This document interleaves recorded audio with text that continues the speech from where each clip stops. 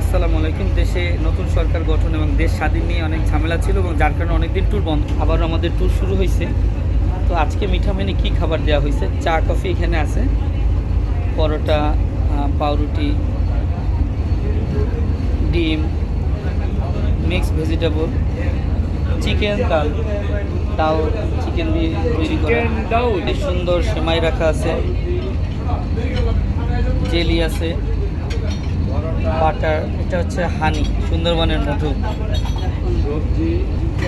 আমাদের গেস্ট আসছে খাবার নিতে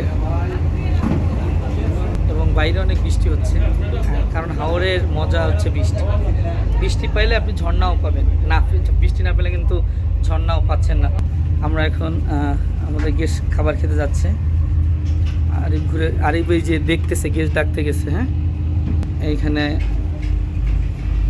জাহাজ পরিচালনা করা হচ্ছে, ক্যাপ্টেন সাহেব, তার অ্যাসিস্ট্যান্ট।